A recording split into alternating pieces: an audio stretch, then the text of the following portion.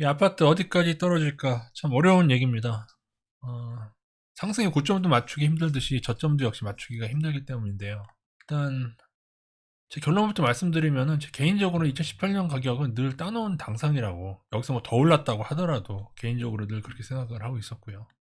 근데 이제 2018년 가격까지 떨어지고 나면은 과연 거기서 멈출 것이냐, 이제 거기에 대한 의문들이 있는 것이죠. 제 개인적인 결론은 최소 2015년 가격으로 향후 10년 이상, 그것도 최소 10년입니다. 그 20년이 될지, 일본만큼 20년 정도 길 것 같진 않은데, 제 생각에 최소 10년간 앞으로 진행이 될 걸로 보고 있습니다. 2012년 저점을 깰 건가는 지켜봐야겠지만은 쉽진 않겠지만, 일부 지역의 아파트 경우에는 10년 이상, 20년 기간, 긴 침체 기간 동안에는 갈 수 있다라고 개인적으로 보고 있습니다. 제가 종합적으로 그렇게 결론을 내린 데에는 고려사항들이 있죠. 현재 거래량이 없어진 것 자체는 일단은 마이너스 30% 정도 하락으로 보고요. 지역에 따라서는 이미 마이너스 50%까지 진행된 지역이, 그때까지도 거래량이 아마 돌아오지 않으면 그 하락을 그냥 당하는 거거든요. 그래서 제 생각에 강남도 지금 20, 30% 떨어졌다고 보시면 맞을 것 같고요. 일부 지방은, 대구 같은 지역은 이제 이미 마이너스 50%가 갔다고 보시는 게 맞을 것 같습니다. 호가는 안 떨어졌지만 결국에는 그 가격이 돼야 팔 수 있게 될 겁니다. 일단은 이 정도 진행이 된다는 걸 일단 알고 계시고요. 2007년까지 버블이 제대로 해소되었나? 그러니까 제가 가장 우려하는 부분은 2008년도에서 2012년까지 아파트가 떨어졌지만은 저는 그 하락이 아주 급했다고 생각하지 않거든요. 2007년까지의 버블도 제대로 해소되지 않은 상태에서 어떻게 보면은 서브프라임 사태를, 금융 충격을 완화하고자 했는데 그게 더 올라버린 것이죠. 어떻게 보면은 인간의 어리석음일 수도 있습니다. 그렇지 않습니까? 서브프라임 사태가 지금과 같이 이런 빚잔치로 왔는데 더 많은 빚을 지도록 그렇게 만들어 버렸다. 또 하나는 일본과 같은 폭등의 기울기가 나왔다는 점. 제가 늘 보여드린 버블 차트 기억나시죠? 그러니까 왜 폭등의 기울기가 나오면은 적정가보다 더 하락하는 시점이 일본처럼 오게 되느냐. 거기에는 뭐 나름대로 이유들이 있습니다. 그것까지 설명하기는 기니까 그렇게 알고 계시고요. 사람들은 많이 올랐기 때문에 설마 그거까지 가겠어라고 하는 것이, 역사적인 차트를 보고 튤립이든 일본이든 현재 우리 아파트나 중국 부동산처럼 급등했던 애들은, 주식도 마찬가지고요.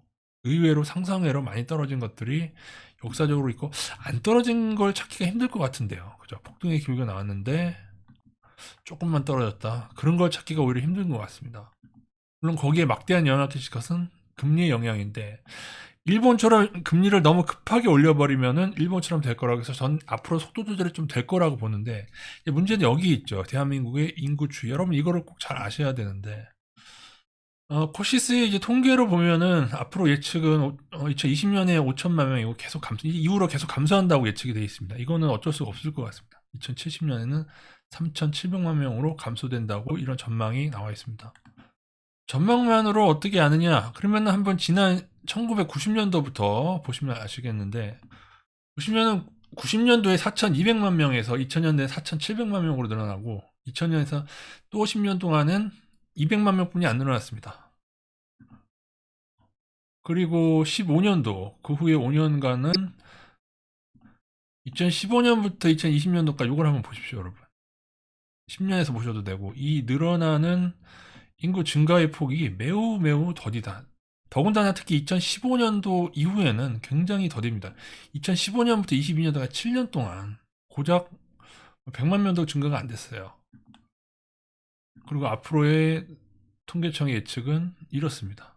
예, 이렇게 점점 32년, 42년, 52년 줄어든데, 62년 이렇게 줄어들어서 70년도에는 3천만 명대에 진입할 것이다. 거기까지 맞출 수는 없지만 확실한 것은 앞으로 10년간 인구는 줄어들 거란 얘기죠.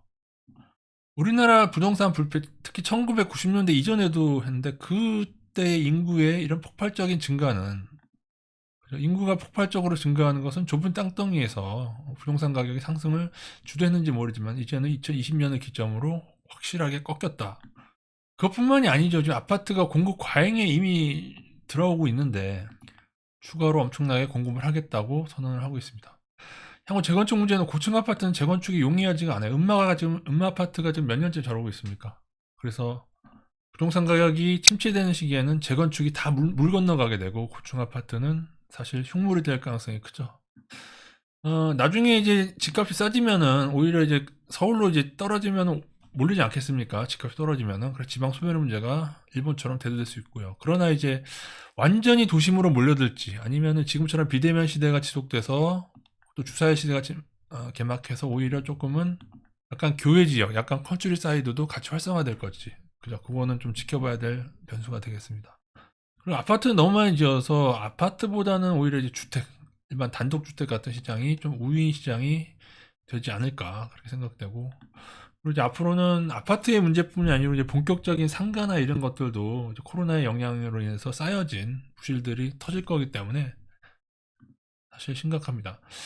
저는 아파트는 이제 일본의 예로 진입했다고 봅니다. 2018년 이후에 상승을 허락하느냐 안 하느냐에 따라서 일본의 예를 갈 것인가 아니면은 그 정도까지는 안 가고 해결할 수 있느냐의 문제였는데 그걸 허용해버리는 바람에 일본의 예로 간다고 저는 개인적으로 많이 생각을 하고 있는데, 그럼 저희가 일본의 예를 앞으로는 잘 봐야 됩니다. 물론 똑같지는 않습니다. 일본 같은 경우는 상업부동산 위주로 많이 진행을 했었고, 그리고 또 특히나 약간 변두리 도심이나 시골 같은 지역에서의 주로 땅값이 급등했기 때문에 우리와는 조금 차이가 있을 수는 있지만은, 강남 불패를 생각하시는 분은 잘 보셔야 되는데 일본 같은 경우에도 도쿄의 하락폭이 컸을 때가 있습니다.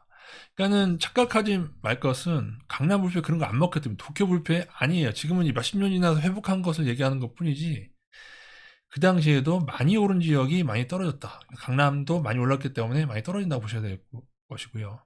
또 많이 오른 품목, 특히 상업용 부동산이 많이 떨어졌죠. 어쨌든 거의 많이 오른 게 많이 떨어진, 이건 주식에서도 마찬가지고요. 그리고 그 와중에서 인구 감소 지역은 거의 소멸하다시피 했다. 그러면은 수십 년이, 20년이 지나고 몇 년도입니까? 1890년도에서 지금 그나마 30년이 지나서 가격이 회복한 것은 어디냐? 그것은 그나마 도쿄 지역, 동경 지역, 도심 지역, 지하철이 연결되고 병원이 있고 노령화로 인해서 또한 1인 가구가 늘어서 원룸 지역 그런 위주로는 다시 회복이 됐다. 이것도 저희가 꼭 알고 있는 사실이어야 되고요. 변두리의 인구 감소, 지방의 인구 감소 지역은 회복이 안 됐다. 30년이 지나도 흉물로 남아있고 빈집이 많다. 그 외에는 그냥 추가상 식량 문제는 그냥 넘어가도록 하겠습니다. 그죠? 제로 금리로 인한 이런 막대한 어떻게 보면은 글로벌한 부양이 제 개인적으로는 글로벌한 10년의 고점이 될 것 같습니다. 우리나라뿐만이 아니고 전 세계적인 고점이 될 것 같고요. 나라와 지역에 따라서는 20년간의 고점을 수고했다. 그리고 인구가 이미 정체를 시작했고 고령화를 고려하는데, 여러분 이 고령화 자체가 굉장히, 여러분 지방에 있는 아파트를 보면은 1층이 훨씬 비싸고요 5층은 쌉니다. 왜냐하면 노인분들이 무릎이 아파서 5층 아파트를 걸어 올라갈 수가 없어요. 엘리베이터 없는 곳은요. 그래서 월세 차이도 1층이 예를 들어서 한 40만 원이면은 5층은 월세도 30만 원이고, 그러니까 모든 것이 다 고령화 위주이기 때문에 인구는 어디에 있느냐? 교통과 병원이 가장 중요해요, 여러분. 노인들이 여러분, 지하철 없이 어디를 가겠어요? 병원이 없이 어떻게 살아요? 그러니까 앞으로도 이 지역이 가장 중요하고 저희가 일본을 상당히 연구해야 될 필요가 있습니다. 인구 구조가 똑같이 흘러가고 있으니까요. 그래서 이 모든 고려사항이, 그러니까 아파트가 지금 문제가 생길 수 있는 요인이 하나가 아니에요. 그냥 단순한 인구 구조만도 아니고 공급 그것만도 아니고, 그리고 이제 재건축 물러가는 그것뿐만도 아니고, 그죠? 고령화 그것뿐만도 아니고 사실은 아파트의 모든 악재가 다 터졌는데 이 그 망할 놈의 공무원들이랑 정치인들이 자신들의 어떤 탐욕적인 것을 이런 식으로 현재까지 진행되어 왔다는 것입니다. 그래서 개인적으로는 지금이 거의 역사적인 부동산 버블의 고점이 될 걸로 보고 있습니다. 여기서 변수가 있을까 많이 생각했는데 그나마 있을 수 있는 변수는 두 가지뿐이 없습니다. 그 중에 하나는 통일입니다. 통일이 되면은 사실은 현재 우려보다는 조금 더 하락폭도 적고 좀 짧을 수도 있습니다. 근데 그게 통일이 된다고 해서 우리나라 경제가 한 번에 발전하는 건 아니기 때문에, 예를 들어 통일 들어서 북한의 값싼 노동력이나 뭐 그런 것 때문에 우리나라 대한민국이, 그러니까 어떻게 보면은 둘 중에 하나가 늘어야 되거든요. 인구가 늘거나 월급이 늘거나. 통일돼서 우리나라가 정말 잘 사는 나라가 된다면 당연히 뭐 고통의 기간은 짧겠죠. 우리 월급이 많아지면은 대출 이자도 감당할 수 있고 다 그렇기 때문이죠. 그럼에도 최악을 면할 뿐이지 앞으로의 상당 기간의 고통은 피할 수 없을 것 같다. 그리고 어떤 분들은 외국인 노동자들이 유입해서 인구는 유지될 거라고 얘기하시는 분들이 있는데 그럴 수도 있겠죠. 그러나 그거는 이들이 여러분 아파트를 턱턱 살 정도로 돈을 벌까요? 외국인 노동자 아까 거기 걸리는 거죠. 그렇게 해서 인구가 늘었다고 칩시다. 그러나 그 노동자들이 과연 그 번 돈으로 아파트를 살 수 있을 정도가 될 것이냐. 거기엔 상당한 의문이 들기 때문에 이건 힘들다고 보고 그래서 통일이 가장 큰 변수일 것 같습니다. 그러나 통일이 하루아침에 진행되는 것이 아니기 때문에 적어도 통일이 된다고 해도 지금 통일된다고 하면 20년 고통을 끝나고 10년에 끝나거나 아니면은 조금 더 빨리 끝나거나 한 7년, 6, 7년에 끝나거나 뭐 그럴 수는 있을지 몰라도 통일에는 비용도 들고 그렇기 때문에 현재의 상황이 좋아질 것 같지는 않습니다. 어떤 분들은 우리나라 반도체 상황이나 우리나라 여러 상황이 일본보다 낫다고 괜찮다고 보시는 분들이 있는데 여러분이 1890년대를 몰라서 그래요. 그때는 거의 일본이 우리나라 지금 뭐 반도체가 그래도 뭐 다 지배한다고 보긴 그렇지 않습니까? 그 당시에 일본은 정말 대단했습니다. 네, 대단했다.